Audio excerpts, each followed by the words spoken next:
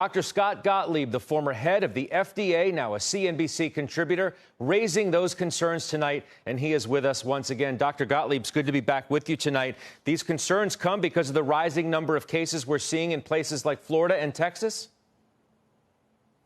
Right. I think we absolutely should make an attempt to open public schools in the fall, and we were headed in that direction. I've been talking to a lot of school districts that are starting to make plans for how to safely do that. How to de-densify classrooms, how to protect teachers, how to keep students grouped into cohorts so you don't have large groups of students intermingling so that you can isolate students in case there is an introduction into the classroom of infection. But when you look at the southern states and the southeast right now, where you see these large outbreaks underway, and really some states that are tipping into what we would fashion as an epidemic, it's going to be very hard to open public schools against this backdrop. So I think a lot of the focus right now of our discussion is on maintaining the economy, keeping businesses open. And we seem to have come to the resolution that we can maintain business and keep businesses open even against the backdrop of a lot of infection right now and the infection that we have. But the decision to open schools is a much different decision, and the threshold is much lower. And I fear that if we continue to have this persistent level of infection that we're seeing in the South and the Southeast right now, it's going to be very hard for local school districts to make decisions to open. And if we can't open schools in the fall, that's going to encumber our ability to really get back to robust economic activity, because parents don't go back to work until their kids go back to school. This is coming as we're seeing infections in places like Florida affect younger people. And the fact of the matter is, Dr. Gottlieb, we don't really know the effects of the coronavirus on the youngest, do we? Because they were pulled out of school and they were kept largely at home.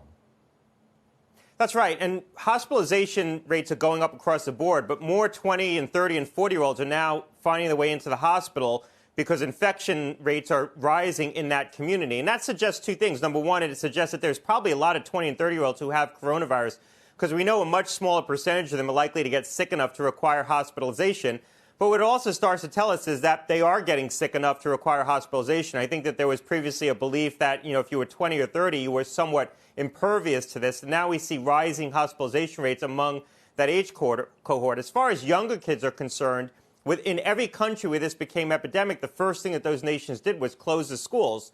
And we don't have good data on this, but it's probably the case that parents with school-age children adhered more strictly to the stay-at-home orders and the social distancing. So young kids were largely kept in isolation away from situations where they would have contracted the virus, if only because schools were closed very early in the setting of these epidemics. So we really haven't seen the infection have the opportunity to infect that community, to infect young children, because they were protected from the virus in the same way that older people now are protecting themselves from the virus, and a much lower rate of infection is occurring among older individuals in the country. And so we don't really know how this virus is going to behave once it gets into different cohorts that have been largely unaffected to date.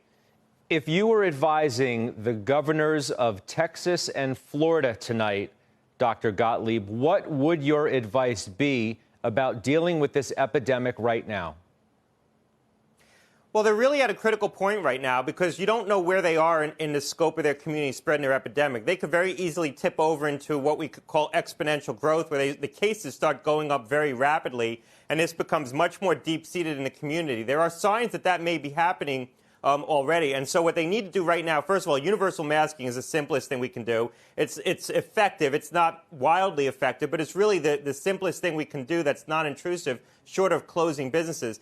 The other thing they need to do is very good testing and tracing to find out what are the sources of spread. There seems to be some indictment right now of the bars in Texas and Florida, but we don't have really good evidence that the bars are the source of spread. We think they are, because we know they're indoor congregate settings, they're high-risk settings, and they're not adhering to social distancing rules that are in place in those states right now. So there's a belief that those are the sources of spread, but we don't know that. There might be other things causing the spread at the community level that we need to identify, and that's where good tracing comes into play.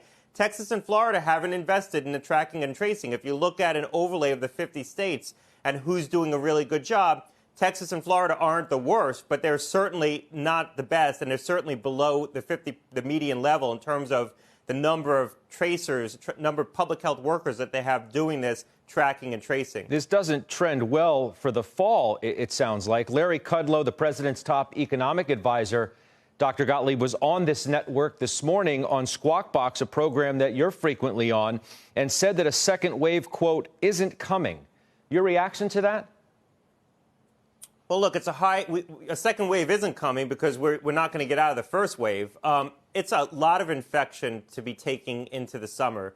We shouldn't be where we are in June. We're actually going up in terms of the number of cases. And it's not just that we're testing more. We are testing more, and we're one of the best in the world in terms of testing per capita right now. There's only a handful of European nations that are better than us.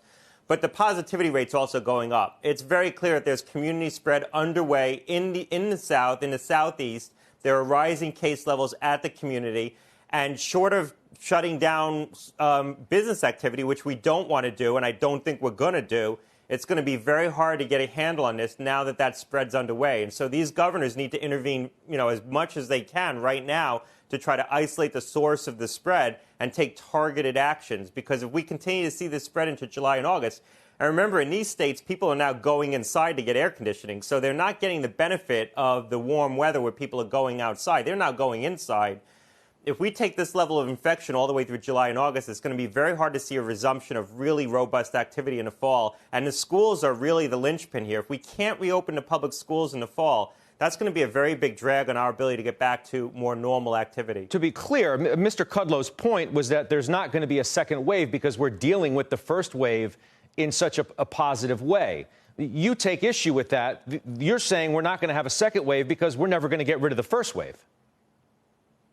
Well, a second wave implies that we're going to see we've sort of extinguished the infection and come all the way down like European nations have, like Asian nations have, and then you're going to see a second spike.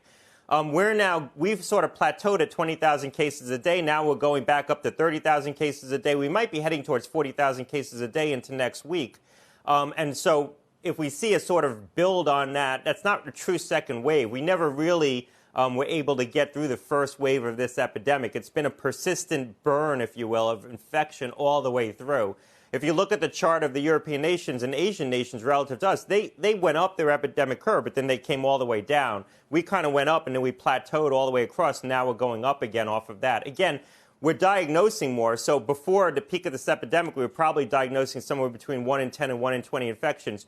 Probably now we're diagnosing 1 in 8 infections. So we're doing a much better job turning over cases, but we still have cases building, and that's evidenced by the rising positivity rate in Florida, Arizona, Texas.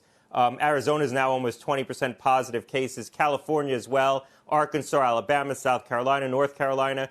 Right now, 30 states have a reproduction number above 1, which means their epidemic's expanding on RT.live.